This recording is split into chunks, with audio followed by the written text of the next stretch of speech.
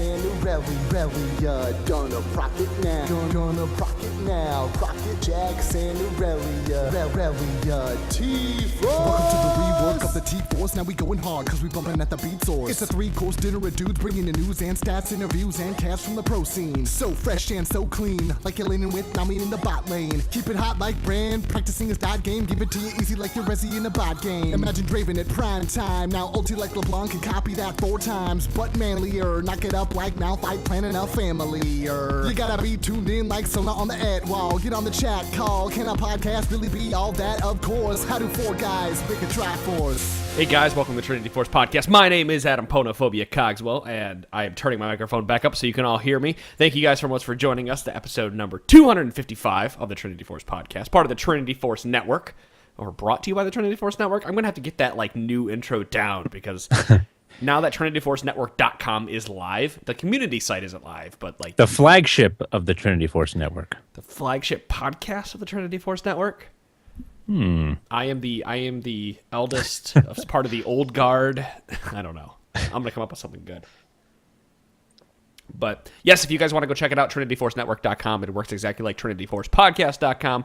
If you somehow got this podcast, like I think there's gonna be issues with people downloading this specific episode of the podcast because we did a whole bunch of crazy stuff this weekend. We swapped name servers. We're swapping registrars. We're setting up new emails. We're setting up new domains. We're getting ready subdomains and pointing to just folders. Like we're doing all this kind of crazy shit with the domain in preparation for the community site that it's very possible the next couple of podcasts kind of get lost in the shuffle. So hopefully this made it to your iTunes and your feed, everything updated properly for you guys. And if it doesn't, always let us know. Please go flush your DNS if you're out there and you want to, check if you want to be able to email us or whatever it is. One other report that since I have swapped registrars for the Trinity Force podcast, it is possible that your email will not get to us. So in the meantime, over the next week, until we get to episode number 257, go ahead and email tforcepodcast@gmail.com just for that 1 week. You can still try to email feedback, kind of like copy the tforcepodcast@gmail on it, just to make sure we get it, because I set that up as a forward. It's like a whole all sort of a thing. Sorry, that my brain is completely frazzled and. What was that? Blah. It's all sort of. He's been busy. Give him a break. I have spent the entire weekend working on Trinity Force podcast stuff and getting you guys ready for this. So, good for you. I've already told Shira and Days that they're going to have to carry the show on their back tonight. And someone's got to host this other than me, because we're going to talk about ranked 5s and how to get better at ranked 5s. So who's ready to talk about it? We all are. Yeah, we've all been waiting for this conversation for a while now. Yes. And then we're going to talk about Smite Zyra. Right, exactly. Let me go back 6 months and find that information. I wish we had this document back when we actually tried to do some 5s. I know. Oh, no. Would have helped. Well, Days, why don't you go ahead and intro it a little bit and let us know what we're talking about tonight. All right. Well, we're actually going to go over a document that was actually found on Summoner School several months ago, I believe. Punch found it and sent it to us. And basically, found it. I don't want to take credit for that. Oh, and I think okay. somebody else sent it to the podcast too. So there's 2 sources for this document. Okay. Well, then obviously a lot of people had interest in it. And I know that we've gotten a lot of questions about ranked 5s, and it's kind of a difficult topic to cover when you're going through an hour-long podcast. So that's what we're dedicating this podcast to. And this is actually created by a challenger-level coach of ranked 5s teams. I believe his name is Hazel. And the whole idea of this document is to teach you to self-coach a team. This isn't necessarily how to coach a team. Like if your main goal is to be a coach of a ranked 5s, this is if you're part of a ranked 5s team and you guys are looking to get better, this is how you guys can coach yourself in order to make sure that your play gets a little bit better and you can increase your communication and things like that. So the first thing that he went over was that most of the people reading this will go through and have heard of either watch coaching videos, or they've watched their own replays, or read a lot of guides and things like that. And he wants to go over things that are really not optimal when you're going over ranked 5s. And the first thing that he goes over is the play-by-play. So it's pretty much exactly what it sounds like, where you're going to watch a replay after you guys play a game and go through every single little misstep, every single little play, every single decision making. And the reasons why this isn't optimal is because it's inefficient. Your brain isn't really wired to process that much information at one time. And in addition to that, not only are you trying to work on your own play in this situation, but you're also working on the communication and the decision making behind it, which is where ranked fives gets complicated and you actually get a lot of your power from. Because no two games are ever the same. I mean, you could analyze the hell out of one game and write down all your little mistakes and then make mental notes to fix all of them, and the next game could be completely different. Because either you're playing a different team comp, or the enemy's playing a different team comp, or they play a different way. I mean, there's so many different things that can go on in a game that change the overall flow of the game every time, which is what makes this game so much fun, is that it's a different experience almost every game. And I think that it's really important to note that the whole play-by-play and like reviewing your own replays and things like that is really important on an individual skill level. Because if you want to become really competitive in League, it's a little bit different if you're doing five just to have some fun with your friends. But if you're looking to be really competitive, then you have to be able to outplay your opponents. And that's where you want to be doing your solo queue, and you want to be reviewing your own replays and doing that play-by-play in that situation. But if that's where you're spending your team time at, then there's a whole lot of other team stuff that you could be working on that you're going to be missing. I just wanted to back up what you said there with the individual replays, because you can still get a lot of very useful information out of that, and it's only tailored to you, so it's not an overabundance of information, right? You're not looking at every single person in every lane and analyzing what they've did. You're just looking at yourself, and you're only paying attention to what you can improve on. So that, in my opinion, is still very good way to improve your own play, studying your own replays. Yeah, good individually, but not. It's good on a micro level, but not a macro level. I think is what Hazel's trying to say here. For team play improvement, this play-by-play just isn't effective. But for the individual, it's optimizing. It's not going to improve the team's success, but maybe your individual success. I was watching the other night. I know Punch, your ranked fives team you're playing on now with Peter Christie. He streams from the mid lane, and I would like to. I like to point out that I was watching it, and I did say some things in there like, you could work on this, you could work on that. There are little things that I don't think he would have noticed, or that you wouldn't have noticed at a individual level if you're reviewing your replay. So definitely have somebody look over those, because I can remember I saw it coming. He was playing Kog'Maw into an Aatrox mid for whatever god knows reason, and I saw the dive coming, and he didn't react with a flash quickly enough. Like, he should have flashed to miss the Q, and that's something that I don't think even you as a player would notice, that you could have played that more efficiently. And Hazel does mention that later on in the document, that having a sub or just a third party review your replays is a good source of feedback, because that person can usually come up with things that your team's not thinking of, exactly like you're saying. Well, and to go along with that as well, how many times have you looked at something that you've done and you have a rationalization in your head for why you did a certain thing? And it's kind of hard to separate yourself from the action that you took because you were in the moment at the time. So having somebody from a complete third-party perspective take a look at it can offer quite a bit of knowledge toward whatever you're trying to do. As long as they can get past that. Yeah, it's always easier to justify things to yourself. But if someone else asks you why you did something, then all of a sudden you realize how stupid that sounded, or like how bad that excuse is, and you're like, okay, well, maybe you're right. But just imagine trying to like identify, if you're doing individual like play-by-play analysis for 5 different people, and then on top of that trying to do communication and decision making and things like that. If you were to do that every time you did one ranked game, you would be spending like 6 hours of analysis and an hour of gameplay. It's just not efficient. Well, and especially let's talk about how to use your time efficiently. Mm-hmm. And the other thing it also does, which he mentions, is that it promotes bickering. So chances are, if you guys lose a game, anybody who loses a game, somebody's going to be frustrated. Either they're going to be frustrated at somebody else, or they're going to be frustrated at themselves because they know they made mistakes. And when you start picking on, like, especially if it's immediately after a game, and you start picking on individual plays rather than your team communication, someone's going to get defensive. it doesn't matter if you're a team or not. There's going to be someone who's frustrated and going to get offended or defensive over the situation. So it prevents that as well. We did have a situation on our ranked 5s team where we studied a replay, and we pretty much all piled on the AD carry. I felt bad for the guy. He took it well. He didn't get upset. But, I mean, that thing is, it's pretty much unavoidable where there's going to be a particular part where everyone on the team might all look at a single player and say, "Oh, you did this wrong," and that could, as Hazel's saying, as Daisy is saying, that could easily promote a negative atmosphere. Right. Chair, do you want to go over the next part?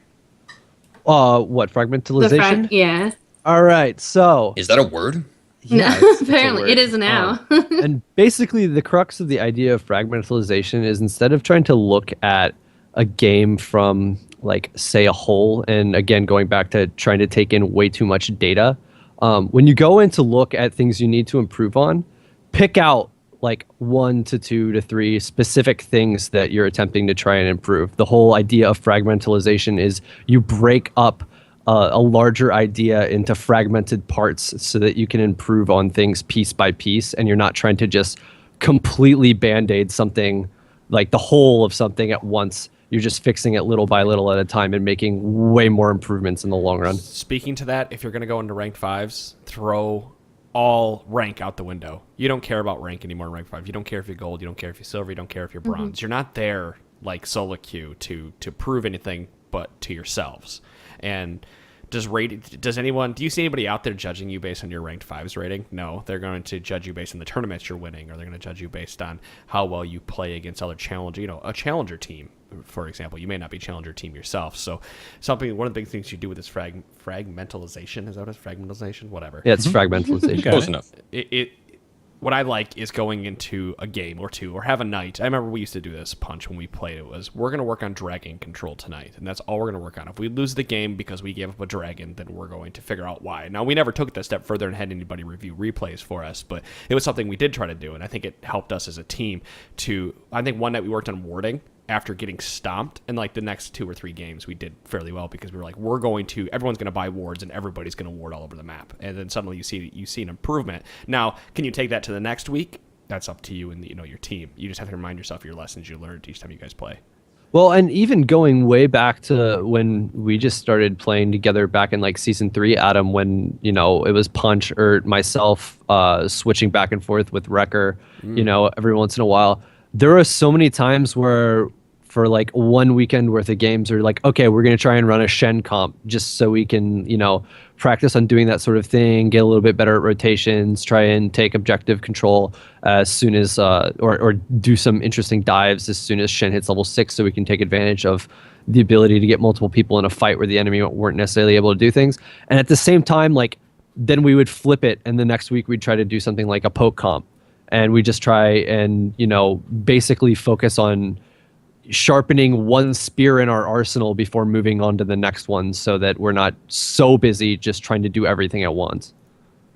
And it might be difficult to identify what your team needs to work on, and something Hazel recommends doing is taking a 5-minute break after each game, and during that 5 minutes have everyone write down what they think the team needs to work on, and then after the 5 minutes everyone gets back together and they talk about what's on their list, and the common points are what the team decides to work on, like the things we've been saying, warding from behind, or dragon control, or objective control, or whatnot. And he makes a point to avoid individual goals or individual mistakes. Right. For example, his is mid getting 1v1. That's not a team aspect. That's an individual player. So you want to avoid points like that. So you're taking pieces of the pie. Just so I understand, you're taking fragments, you're focusing on those little fragments over and over until you become proficient, and then you're moving on to another one. Right. But it's team play fragments, not working on your CSing, not individual things, just things like lane swapping, for example, or like you said, dragon control. I want to mess around with this because just trying to think of one thing to work on in a game with all the chaos that can happen in a game based on your enemy's champion picks, etc.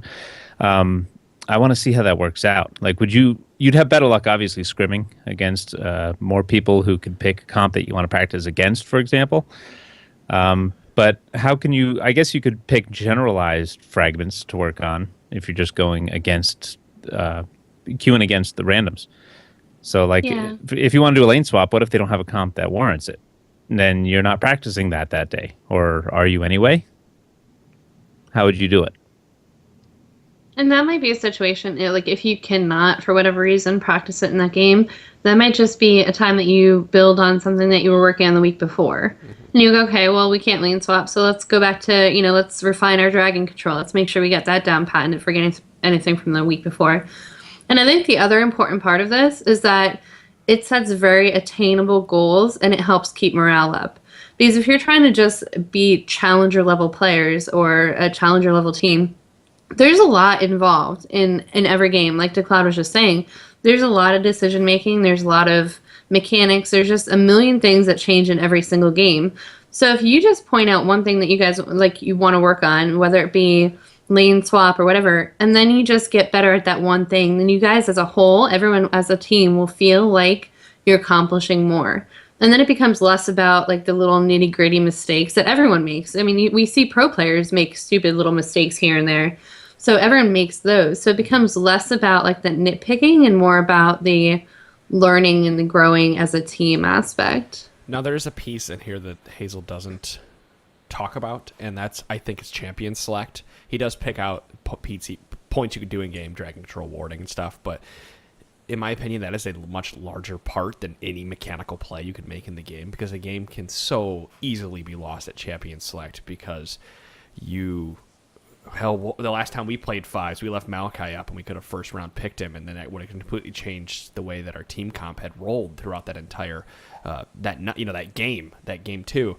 And little things like that, like if there's these priority picks for your team or their priority picks that are just in general out there, why aren't you picking them? Why don't you have something devised around it? We already know what ranked fives bans are going to be for the most part, unless you find like a trolley team. I mean, like Sejuani's probably gone all the time, and then you've got that myriad of others between Hecarim and Malachi and Katarina and Zed and whatnot. So God, every once in a while, whatever. Right. You see.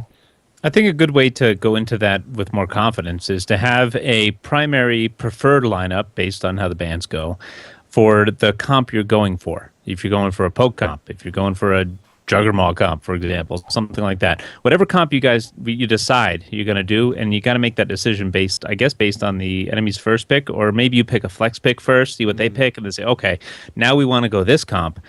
And then have your primaries ready, and then have backups ready. Like, for example, someone who could fill Malachi's role as a backup kind of thing. We didn't really do that. We were playing like solo queue. You were just going, okay, we like playing these champions, so let's just play these champions and have fun. When you're analyzing these games and building on your point, Adam, with the champion select, I think the whole team, I like in the LCS they have a coach who pretty much runs things as far as the champion select. The whole team has to think like a unit for the comp, for what your goal is. Are you going for the mid game? Are you going, which is not a good idea, I don't think, going for the late game? Are you going to win the laning phase real hard and then push objectives? So I think that needs to be in the forefront, not particularly champions. Of course, there are the powerful champions you want, but they have to fill that role, that comp that you're trying to go for. When you're doing ranked fives, it becomes like any other sport. In every area of sport that there is, there are drills for it, whether it be football or tennis or basketball, anything that you're going to play, there are specific drills to help you learn and master certain aspects of the game. And it's the same thing. I mean, if you're playing ranked fives and you're taking it seriously and competitively, you should be doing the same thing, because it will help you master that one section of the game rather than trying to do everything at once, which just isn't effective. You can't focus on it. Yeah, make a muscle memory. Right. The other thing that he went over, which I think is really, really important, is how to talk to each other. It's not quite as easy as solo queue, where you just don't want to rage at your team or you don't want to be a jerk and things like that. It's more about effective communication and how to give positive and constructive feedback while keeping morale up and not letting people on your team get defensive. So the number one cause of teams disbanding or players being kicked is inappropriate communication. And I think that we've seen a lot of this even in pro play, where you'll hear about players just not getting along with their teammates and things like that, and it causing a rift. So if it can happen with pro players who are getting paid to play this game and they still are having their play affected, then it can definitely happen to any of us. So it's really important to make sure that you're working with your team, make sure that you're, he said that past tense is banned in game. So everything, bringing up mistakes that already happened, especially in game, is very counterproductive because you can't go back and change it. There's nothing you can do. Now all you're doing is pointing fingers at each other. You talked about this. That right there is my favorite about part of this entire like write-up that we have here, because it's straight up, it's just basically like, look, you lost that team fight. It's over. It happened. Maybe you might not be able to take the next team fight, but every second that you're thinking about mistakes that were made a minute and a half ago is a moment that you're not focusing on winning the rest of the game. Right. And this, So like, don't forget the end goal here. I would say there is some merit to knowing that you can't 1v1 somebody. knowing they're so you ahead don't of do you. it again. So you don't do it again. But you know, if you're in a team game and you're talking about what's going on, oh, something happens. Okay, don't worry about it. We're going to do this. We're going to make up for it by going here. All right, cool. Whoa. He died. He got picked. So let's quick rotate top, you know, because there are 3 of them who picked him down bot. So let's rotate top and take a turret and get something out of it. You know, things like that where you focus on the positive and how to move it forward instead of just going, oh, God, why did that happen? And this even speaks to what we've been saying in solo queue, which is don't ask why. Because that's exactly what this is. And when you ask why, you're harping on a mistake that was made, which just doesn't help at all. I would almost say that even in solo queue, I would go by that rule. Like past tense is banned in games. And that's not really, but just saying that I think that's really important and like a fundamental that you can use anywhere. But also, like if you have that situation where someone 1v1's in the middle of game and they shouldn't do it, then just move forward. Don't worry about it. And then when you guys take 5 minutes after the game to write down things, then, you know, things like that could be something that bring up. If it's something that's really, really frustrating to you and is really going to eat at you, then at least do it in a constructive manner. But in the middle of game, I mean, we're pretty guilty of it. When we were playing fives and we were trying to get ready for those like inter-podcast games and stuff, we were pretty guilty about doing that. And it just ruins, it ruins morale. And it just makes, even though we're all good friends and we enjoy playing together and things like that, it makes you want to like just shut down in the middle of game. So that it's really, really important. I think it's really overlooked. I'm just laughing because I think the last time I think I played with you, I think we screamed at each other in the middle of the game. Okay, for anybody who hasn't gotten to listen to us playing as a fives team or at any point has heard us playing as a fives team, there's a bit of yelling that goes on every once in a while. Just peeks out of nowhere, you know. Somebody calls you the cancer of League of Legends every once in a while. The Chancellor. You are the Chancellor of League of Legends. Whatever you want to tell yourself, Adam, it's all right. It's all right. Like DeClaude said, we could have done wonders with this document if we found it before we started playing fives. Well, and again, you know, looking back at the way we've played in the past, we definitely we've played almost all of our fives games as early game solo queue matches where we get to a point where we're just like, okay, we'll play as a team now. And by the time we've decided to do that, you know, sometimes we've gotten 2 behind, and it's like, okay, that won't work. Or it's like we're all happy to be together on the map, so we just instinctively play well together. Right. But otherwise, it's just like, oh yeah, let me go over here. Oh look, wolves. Hey. Our entire five strategy was we're all going to crush lanes really hard, and if we don't, we're going to lose. Like, that was our entire strategy. I want to say it was either most that people that go into ranked fives is that no one goes in with any, when they first start playing. I saw this happen a couple weeks ago when I just picked up a ranked fives team, was that we're going to go in and we're going to play. We have no strategy. We don't know what we're going to do. We're going to see how people play together.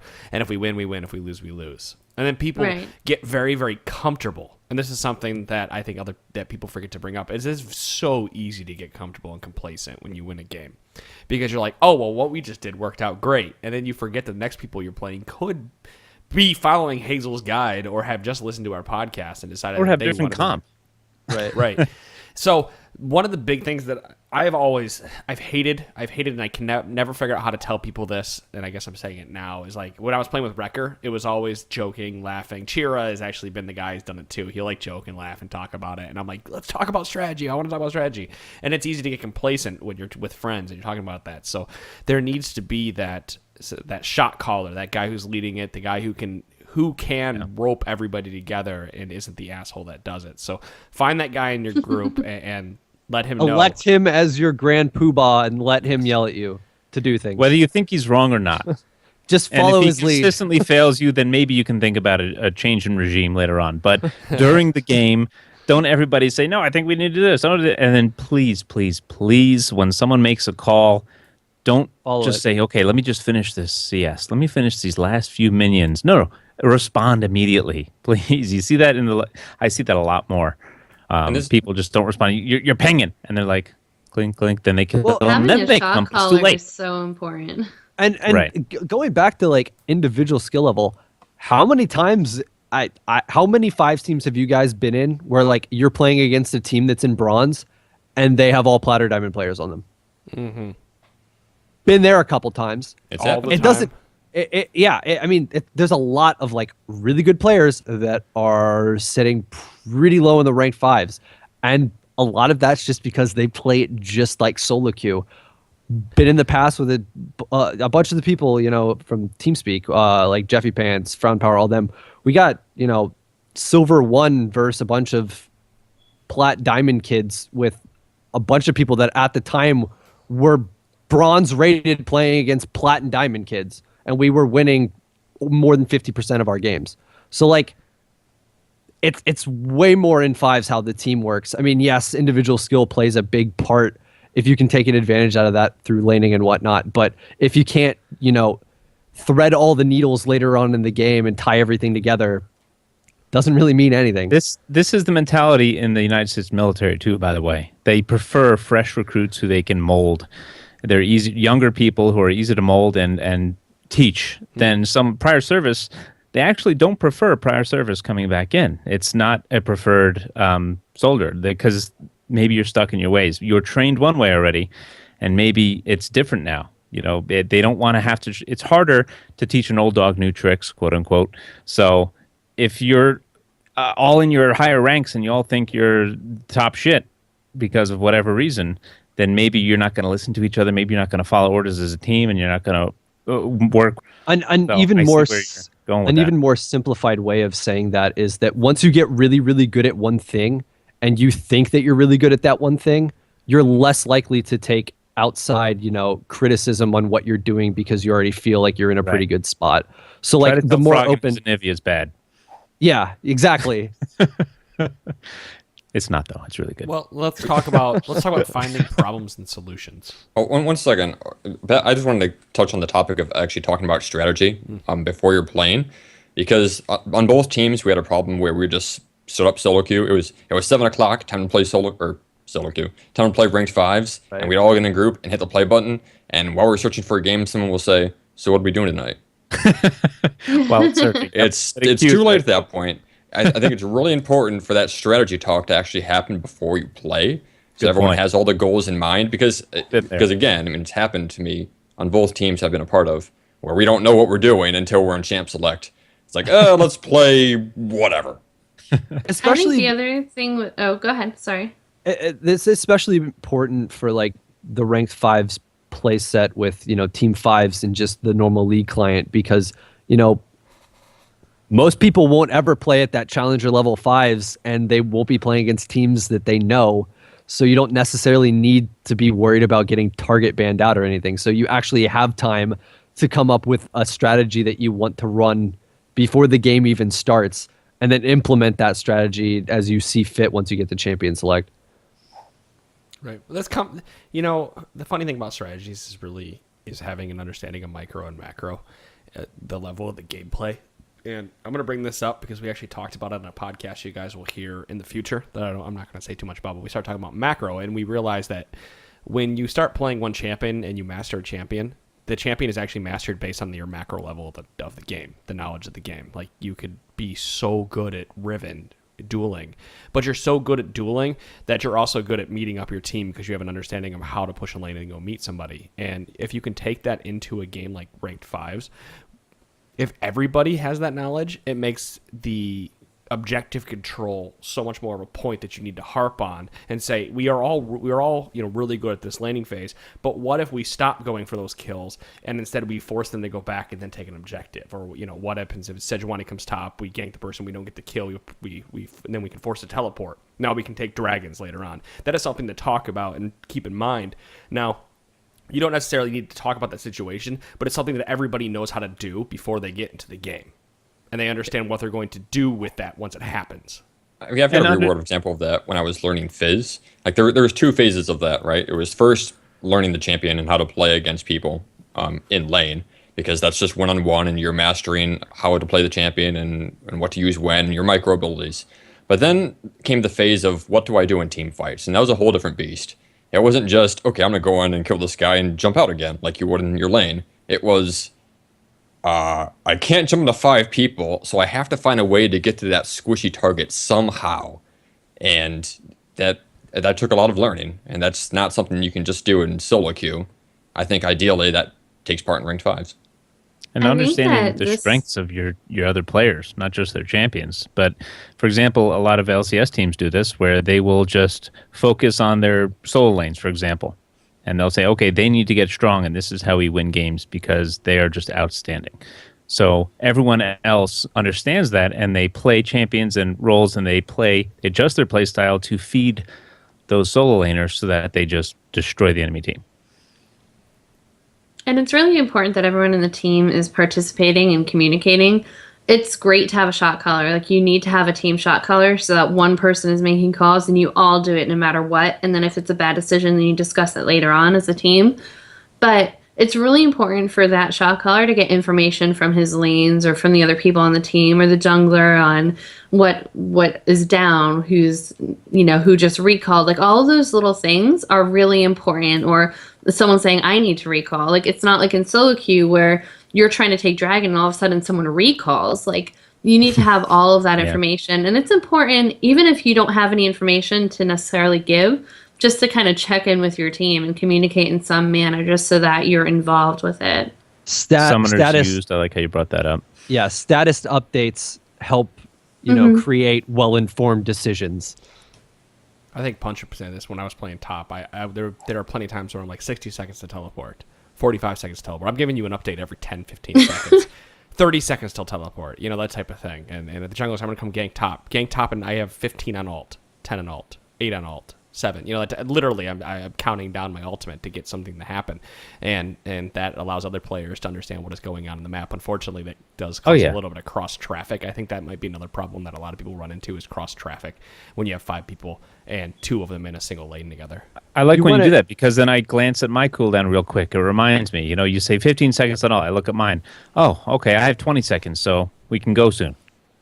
You want to get across as much information as you by saying as little as possible at the same time. That's a good point. So, the less that you say so you're not mucking up the comm will help out. Mm-hmm. But don't use transitions don't continue yourself when you finish saying a point. Say a point. I'm going to keep, I'm doing this right now, and you guys can't really interject. That's you know what really I mean? Hard for a lot of people to do, because a lot of people don't do that. have the vocal training to have a correct conversation. Well, a lot of that keep it in snippets. A lot of that is practice as well. The best way I've ever heard something like that phrased is that you just need to know, you need enough experience to know when to do something or say something instantly perfectly. And the only way you ever get to that point is by doing it a lot. And I was on a ranked 5 team where someone literally casted their entire lane phase. So you have to be really careful about it. Was terrible. Why would you play with me? Because that sounds like something I would do. Because when I first started playing, it was like, I'm losing. Oh my god, he just eaten me. When I first started playing with you guys, it was like, are you going to gank top? That's exactly it. You can gank top now. Oh, God. Adam, in the top lane Adam phase, when Adam cried about every single thing that happened, I'm not going to go any further. Listen, I dodged that. Bullshit. Dude, I still do that. I got so mad. I get so mad at my ping now. I need to hear that at least once a night. I pressed F. This is bullshit. and then I hear you, Luke. Yeah. Or just...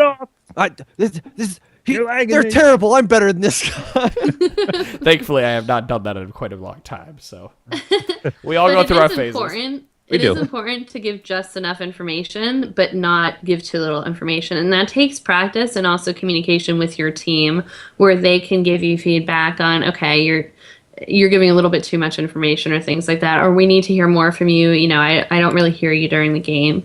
And a lot of that comes into this next section, which is finding problems and solutions.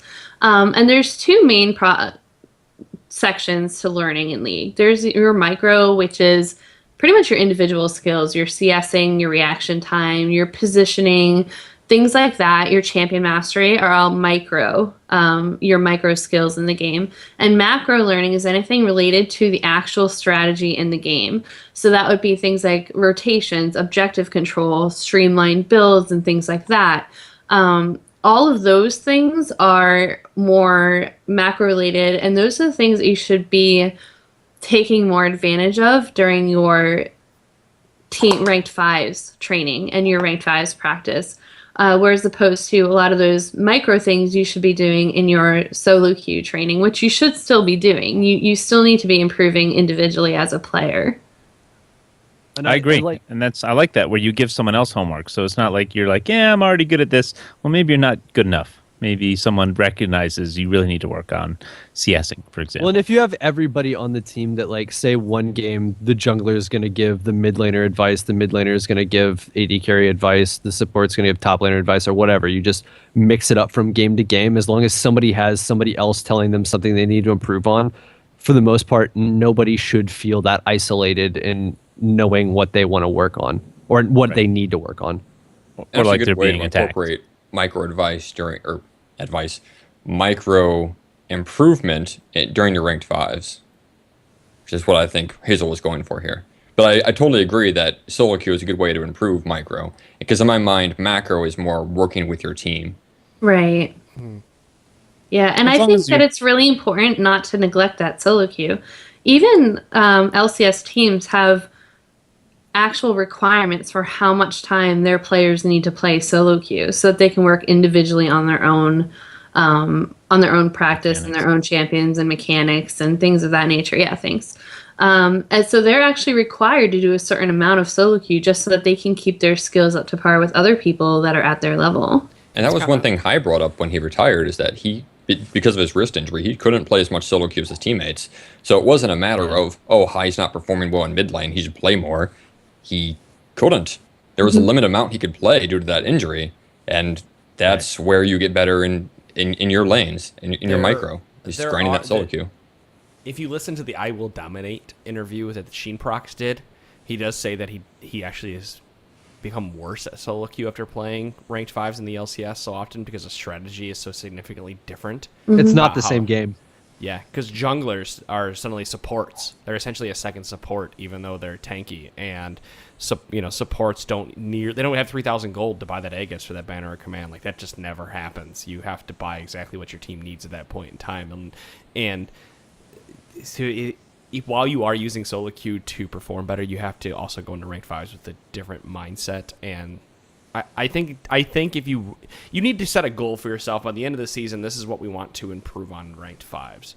And I said throw rank out the window, but if you really want to get to the point where we want to be tournament ready, or we want to take a part in, like, Alienware used to do tournaments. I don't know what the comparison or what it is now, but if you say we want to make it to first place in that tournament, in an amateur level tournament, then you need to play more rank fives than you are playing solo queue, and then using those solo queue moments or whatever free time you have to work on those micro level of the game. And what you need to work on. And all right, go on, Punch. Sorry, I just want to touch on going back to the circular point, or the circling back to the strategy point. I think a good way to swap mindsets from solo queue to ranked fives is to, again, talk about that strategy beforehand and get that list of things that you guys want to work on for the night. Before you're on the hot seat. Yeah. With the timer ticking down. Like, what do I pick, guys? Come on, hurry up. Yeah. What I was going to say is, with this advice that Hazel talks about, where somebody gives somebody else something to work on, homework to work on to improve their individual play, don't just pick it out of a hat. I think you need to do this. It has to be genuine. And when you're given something to work on, throw your pride out the window. Don't be like, well, I don't need to work on that. I think I'm going to work on this. Work on what you're told to work on, because everybody knows now what they're working on. Everybody knows the strategy. Okay, we need you to work on this, please. I've noticed this. I can see a lot of cases where if you're not all really close, you could say, well, no, I think my CSing was just fine, or I think that I was just fine at rotating, but maybe you didn't rotate enough for that particular comp or that game. Punch and I made it fun when we played. We made CSing a fun thing. It was always because I would always bitch at him. I'm like, damn it, you're 3 CS ahead of me. I'm going to get higher than you. And it was we never focused on it. But I think turning that into like this little it's a mini competition. Game. Yeah. Granted, maybe if you trade more than you CS and your other chosen partner to tell you your homework tells you to work on your CS, then maybe you have to trade less. Things like that. To be like, well, no, don't justify it to yourself. Well, I'm trading more. So I'm losing CS, obviously. Find what works best for you in the team. Find works like for Punch and me. We turned it into this little mini game that we didn't realize we were turning into a mini game until it was the end of our season playing together. But it was always a joke between us because I'd be like 7 CS behind at one point and I'd see it, but I wouldn't say anything. I'm like, all right, well, I'm gonna get this. I'm gonna kill these extra minion camps while we're standing around just to get some more CS than him. But that forced me to get an extra 30 gold or whatever it was because I'm being more mindful of what around me. That can backfire. That you could want to push a wave to try to get ahead of CS, but keep in mind what the macro level of what your team is doing is. Yeah, it was very fun to actually compete with CS with you. And then there came a point in the season where top laners did a lot of split pushing, and you got a lot of CS because of it. I started losing over and over again. I got mad. I'm like, oh, goddamn! The only reason you're winning is because of split push. Grr. Well, you could also learn. Your power spikes. Because once you get a certain item, maybe all of a sudden, bam, if you're a mid laner, for example, you just wipe out those minions and your CS just starts skyrocketing, but you're falling behind early on. These little, I like that little CS competition idea. I might have to join you guys and destroy you with my LCS level CSing. You can try. LCS level CSing. All right, Yep. so what's next on our list of how to get better rank 5s and what you need to do to get better?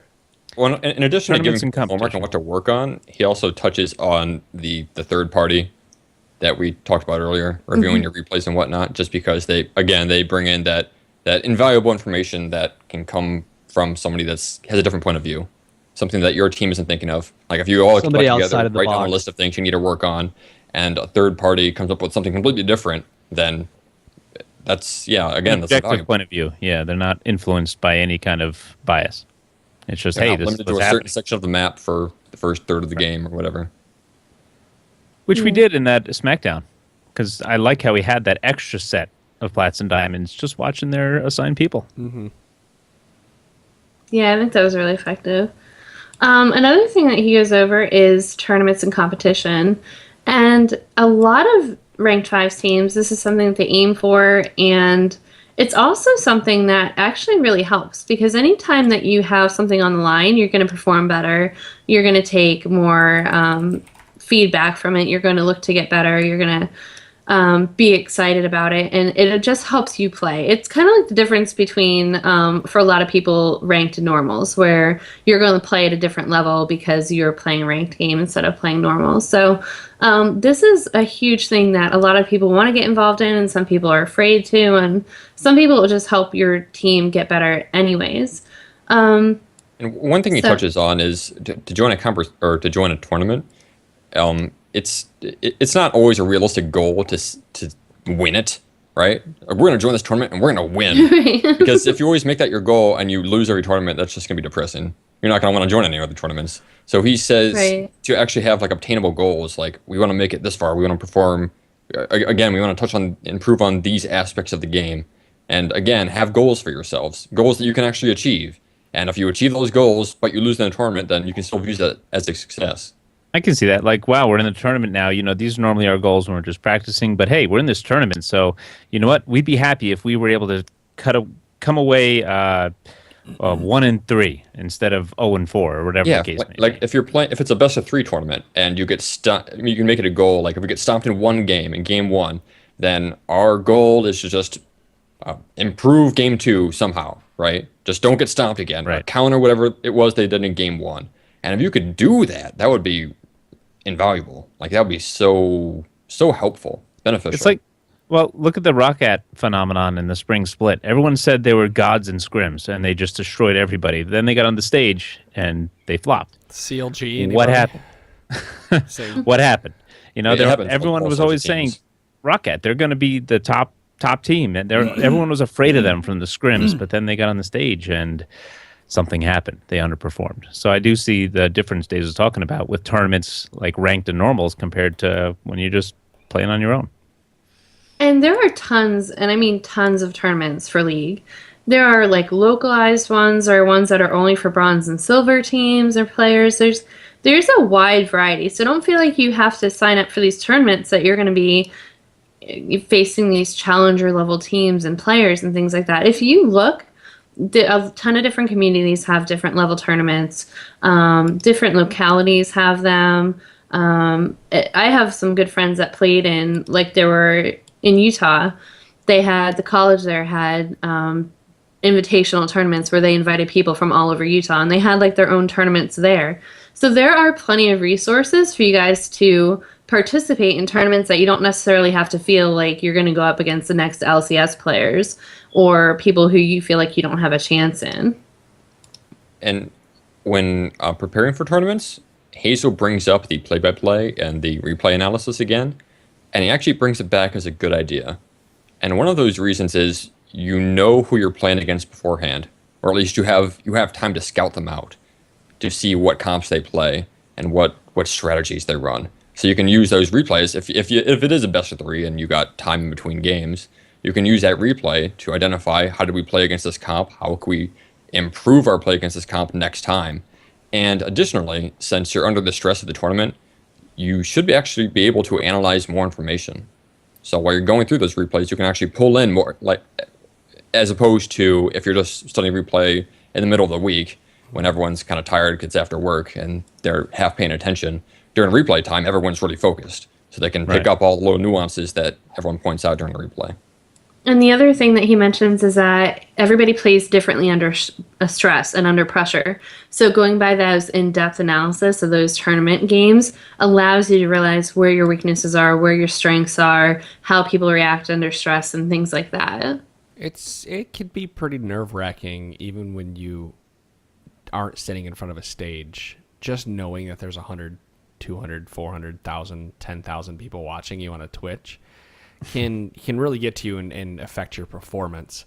So if that's the case, I don't have tips for you other than Google how to deal with stress and know how you can deal with stress and anxiety and whatever else it may be, because there are quite a number of techniques, from deep breathing to focusing to closing your eyes and focusing on your goal and what it may be to stop it.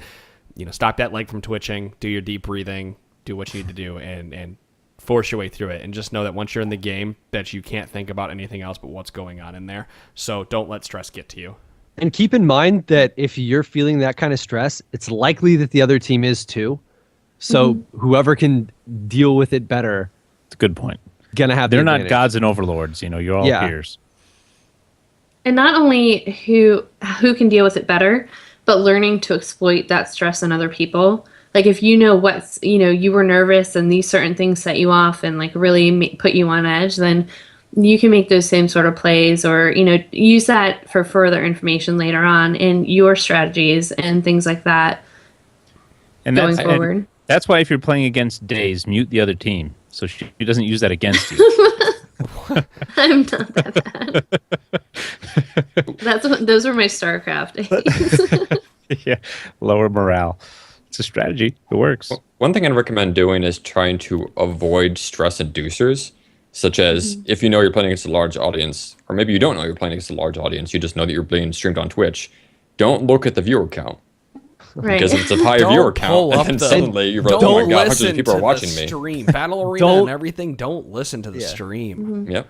I think another thing would be, if you're scouting out the people, I more so focus on what they play and what they build. Don't look at their solo queue rank.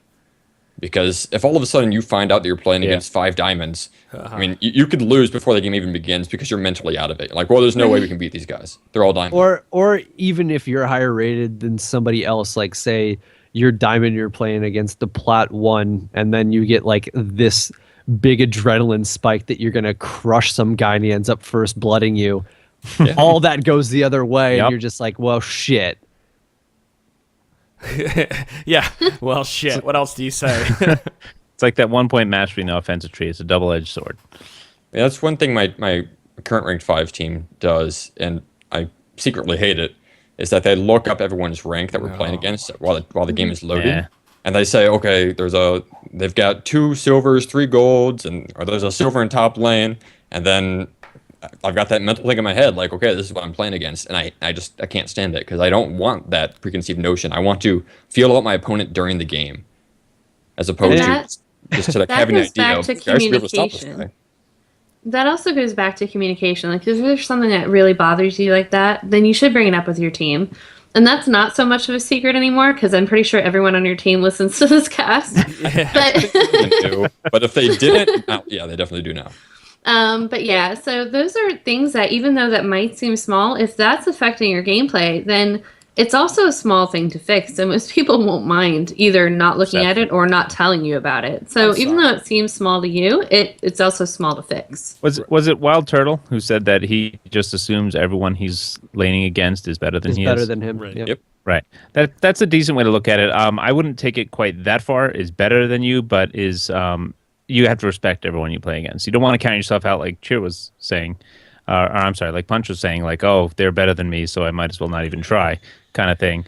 But when you're at the level of play that Wild Turtle is, I'm sure that you can get away with saying they're better than me, and then in the back of your mind, you're like, but I'm pretty good too. Yeah, No, they're better than me as I just pretty damn good, continuously too. outplay them at any chance I get. Exactly. I stopped looking up LOL Nexus for anything solo queue team ranked. Good just man. because All right. I don't care if you are bronze or if you're a diamond. If I beat you in lane, I'm just going to have a little bit more confidence. And then at the end of the game, I'll look and I'll go, oh, well, okay, that made sense because he made these plays. And that way I can, use that to however ego boosting that I want to do rather than going into the game and trying to boost my ego prematurely. My favorite thing to do when somebody asked if anybody checked what the ranks of people on the other team were is just to make up a terrible lie and just cut everybody else off before they get there. And then they don't even know what they're running into. And next thing you know, that guy who is supposed to be a bronze 80 carry is like 12 and So like, I already 0. checked. They're all silver. We're fine. Let's go.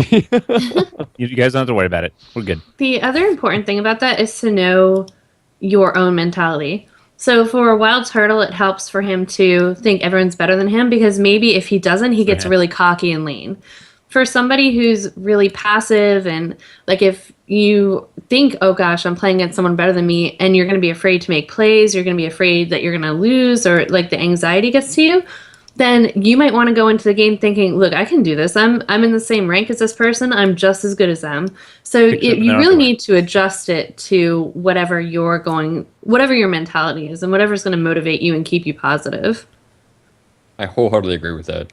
Yep. I think another reason that Wild Turtle can get away with that strategy is because at his rank, or at his level of play, rank is pretty much The meaninless. disparities are... Right. I mean, there's little tiny things that could end up being a huge gap between an LCS level player and just a challenger level player.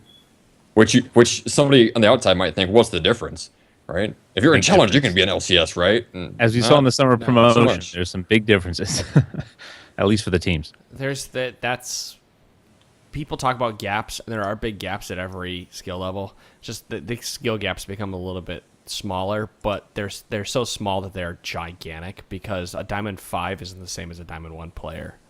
There's All a right. That level huge of play. disparity the between difference those. the difference is that 0.01% at the top of the top is what separates the best players from the players slightly worse than them. Yeah, those little tiny mistakes that somebody might make is huge in the hands of that 0.001%, because they're really adept at taking advantage of that and just punishing you. But that's on an individual level. Now, you can kind of carry that a little bit with good team play. I mean, look at the Unicorns of Love. They just bust out these awesome little strategies, and they take the other teams by storm, and they succeeded. They came out ahead. Another example would be Team Impulse, where at the beginning of the year, they were a solo queue team, and they didn't look very good at all. And they ended up finishing very well. They got to the playoffs. They got 3rd or 4th place. And look Yeah, at I got Elements, all superstars, and then they fell flat. So I think Hazel's document is It's great to show the difference between individual play and team strategy. There's a huge difference in what you need to focus on. If you want to take a look at Hazel's document, go to our subreddit, T-Force Network. I might just set up trinityforcenetwork.com/Reddit to have it automatically go there. Easier way for you guys to get there. And that's we'll link that out there, and we'll put it in the sidebar. It'll also be in the description of this podcast you're listening to, so that you can get an idea of what he has to talk about. Now, we just kind of did a quick summary of everything that he had talked about, but it's a good read, good detail. It'll do quite a bit for you if you want to get better in Ranked 5, because some of you guys have emailed us before. Talk about Ranked 5, talk about this and that, and this is kind of like our starter primer. I'm sure we'll have some more Ranked 5s discussion in the future, because I'd really like Punch to kind of come in and kind of spend 10 or 15 minutes just telling us about his team, what they learned, how they're learning, what they're doing, and hopefully other people can use what he's learning with this team to get better at the game as well. Sounds great. I'm interested to hear myself. So I think that's pretty much it. That pretty much wraps it up. Does anybody else have anything else to add to this document? Mm-mm. Doesn't look I'd like say it. if you're thinking about reading it, don't be. I mean, it's only 6 pages, so don't be like overwhelmed by it. Like, oh, I don't want to read this huge article. It's really not that long, and there's a ton of good information in here. So if you're on the fence, just go ahead and read it. and if you're in Read it during ranked, your lunch. if you're in a rank 5's team last year, I'd say pull up the document when you're ready to talk about your strategy before the game or after the game. Pull it up and use it as an outline. Say, okay, let's focus on, just look at the document, see the outline, see the different sections he has, fragmentalization, things like that, and then use that as kind of like an instruction guide. Okay. It's very easy to read. I mean, it's not hard to take what he has in here and then actually apply it to your team. Right. All right. Well, I think that pretty much is going to wrap up the Trinity Force podcast for this week, because I still have to continue to work on name servers, continue to make sure things are taken care of. Again, apologies if you did download this podcast, but you can't get to the website, or something's not working for you. Please always let us know if there's ever an error. I could have 100 of you report it, and that's better than none of you reporting it. So if you see some problem, do tweet at T-Force Network. And I might have to set up like a ticket desk. Please submit a ticket to the T-Force Network. Who's going to handle those Ticketing tickets? software. You can use Cheer somebody in his comfy chair. Yeah. Talk about bringing work home with you. Yeah, right. Sure. Please submit a ticket, then I'll accept the tickets. And then when you yell, why did you answer my ticket? Well, you could have logged in the ticket help desk. Oh, God. Because the reason the ticket isn't answered is because I fell asleep in this deliciously comfy chair. Delicious. You Hey, just hey, used hey, the Dom? adjective delicious. Dom, you want to help us out a little bit? Yeah, right. Dom this stuff. Come on, Dom. already pretty much Come told me on, to buddy. fuck off. with Dom that can stuff. just Damn edit it. all of the people's. I miss it, Dom. Dom plays stuff. threes now and tries to talk to you about threes all the time, and I kind of just glaze over, and I'm like, I don't really. I mean, that's great. I'm glad you're learning something, but threes isn't the meta that I really invest too much into. But yeah, that's it. That's episode number 255 of the Trinity Force podcast. Again, thank you again. I can't fucking talk about it. Thanks, everybody. Just go. Have a good night. Get the hell out of here. Shut the podcast off. Play the music, Lancifer. Play the music. Peace. See ya. See ya.